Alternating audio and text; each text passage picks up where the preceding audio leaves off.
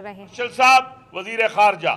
جس طرح کام کر رہے ہیں اور پھر برادر اسلامی ممالک جو ہمارے ساتھ تعاون کر رہے ہیں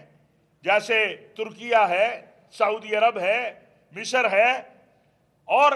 جو میاں شہباز شریف صاحب نے جنگ بندی کے حوالے سے، سیز فائر کے حوالے سے میسج کیا تھا، وہ چائنا ہو، سعودی عرب ہو، ترکیہ ہو،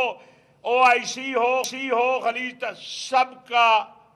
سب کی نمائندگی تھی، سب کی آواز تھی،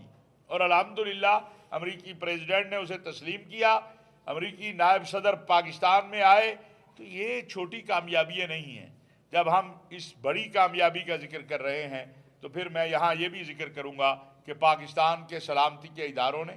پاکستان کی پولیس نے، اسلام آباد پولیس نے، پاکستان کی فوج نے، پاکستان کے اداروں نے، رینجر نے، FC نے جس طرح سیکورٹی کی ڈیوٹی کی ہے وہ بھی قابل تحسین ہے، اور ہم اس پر ان کا شکریہ بھی ادا کرتے ہیں اور انہیں شاباش بھی دیتے ہیں۔ آپ کے علم میں ہے کہ ہم ہر سال پاکستان علماء کونسل، انٹرنیشنل تعظیم حرمین شریفین کونسل کے تعاون سے مختلف ممالک میں اور بالخصوص پاکستان میں پیغام اسلام کانفرنس منعقد کرتی ہے۔ اس سال یہ کانفرنس 14 اپریل کو ہم نے طے کی تھی، لیکن اسلام آباد میں وفود کی آمد اور جو اسلام آباد ڈائلاگ ہو رہے تھے اس کی وجہ سے اس کو ہم نے 20 اپریل تک ملتوی کیا ہے۔ 20 اپریل کو انشاءاللہ قومی سطح کے علماء اور عالم اسلام کے اہم ترین قائدین کنونشن سینٹر اسلام آباد میں پیغام اسلام کانفرنس سے خطاب کریں گے۔ وزیر اعظم پاکستان سے بھی ہم نے درخواست کی ہے، وزیر خارجہ صاحب سے بھی، اور وہاں امت مسلمہ کی وحدت اور اتحاد اور ان حالات میں مزید ہم کس طرح مضبوط کر سکتے ہیں امت کی وحدت اور اتحاد کو، اس کے لیے ایک باقاعدہ لائحہ عمل پیش کیا جائے گا۔ مفتی اعظم فلسطین وہ اس مرتبہ ہمارے مہمان خصوصی ہوں گے، اور ان کے ہمراہ قاضی القضات فلسطین، الاقصی کے امام، اور ترکیہ، سعودی عرب، مصر، دیگر اسلامی ممالک سے کچھ وفود تشریف لے آئے ہیں، کچھ آ رہے ہیں۔ یہ سب حضرات اس کانفرنس میں ملک بھر سے 4000 سے 5000 علماء، مشائخ، تمام طبقات زندگی کے لوگ جو ہیں وہ اس کانفرنس میں انشاءاللہ شریک ہوں گے، اور یہ کانفرنس انشاءاللہ ایک مضبوط لائحہ عمل اور ایک مضبوط مستقبل کی فکر جو ہے، یاد رکھیے جب ہم نے پیغام پاکستان بنایا تو وہ بھی پیغام اسلام سے لیا تھا۔ پیغام پاکستان پیغام اسلام ہی کا تعلیمات ہے، تو پاکستان کے اندر پیغام پاکستان کی ترویج و اشاعت، عوام الناس میں اسے لانا، آپس میں بین المسالک، بین المذاہب ہمانگی،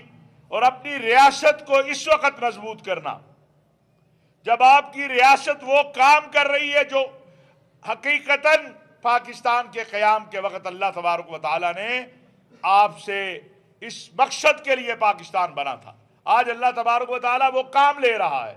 پاکستان کے پرچم کی سربلندی جو لا الہ الا اللہ کا پرچم ہے، آج پوری دنیا میں ہو چکی ہے۔ اپنا ہو یا بیگانہ کوئی بھی ہو، اسے یہ پیغام آج مل رہا ہے کہ پاکستان ہمیشہ زندہ باد ہے۔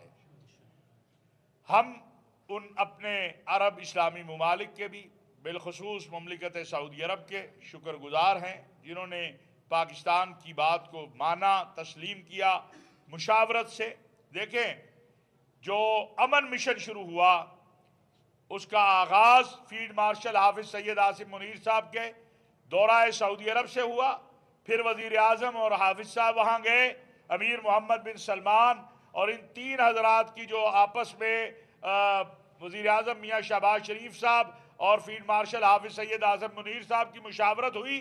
اور اس کے بعد آپ نے دیکھا 4 وزرائے خارجہ پہلے ریاض میں اکٹھے ہوئے، پھر اسلام آباد میں اکٹھے ہوئے۔ تو یہ پاکستان کی تاریخ کے عظیم ترین دن ہیں۔ ہمیں فخر ہے اور ہمیں فخر کرنا چاہیے اپنی قیادت کے اوپر بھی، اپنے وطن کے اوپر بھی، اپنے وطن کے پرچم کے اوپر بھی، اور ہم اپیل بھی کرتے ہیں امریکہ کی قیادت سے بھی، ایران کی قیادت سے بھی، کہ جو مذاکرات کا ٹیبل ہے چیزیں اس کے اوپر حل کی جائیں۔ یہ دنیا جنگوں کی متحمل نہیں ہو سکتی ہے۔ ہماری اپیل ہے پاکستان علماء کونسل کی طرف سے، اور ہم وزیر اعظم پاکستان سے بھی اپیل کریں گے، فیلڈ مارشل حافظ سید عاصم منیر صاحب سے بھی، محترم وزیر خارجہ جناب اسحاق ڈار صاحب سے بھی، کہ وہ آگے بڑھے، ایک بار پھر ایک نئے عزم اور ولولے کے ساتھ۔ ہمیں یہ معلوم ہے کہ انہوں نے امن کمیشن کو ترک نہیں کیا، بلکہ تسلسل سے یہ امن کمیشن جاری ہے، اور جو آغاز اور جو بنیاد اسلام آباد سے رکھی گئی ہے، تاریخ لکھے گی، جب بھی تاریخ اس جنگ کو لکھے گی، تاریخ لکھے گی کہ اسلام آباد کی عظمت اور اسلام آباد کا کردار اس حوالے سے۔ اور میں آج آپ کو ایک اور بات عرض کرتا چلا جاؤں کہ اسی سے انشاءاللہ راستہ فلسطین کی آزادی کا اور کشمیر کی آزادی کا نکلے گا۔ ہمیں معلوم ہے ہندوستان کو اسلام بڑی آباد میں تکلیف ہے۔ چیئرمین پاکستان علماء کونسل حافظ طاہر محمود اشرفی کی نیوز کانفرنس جاری ہے۔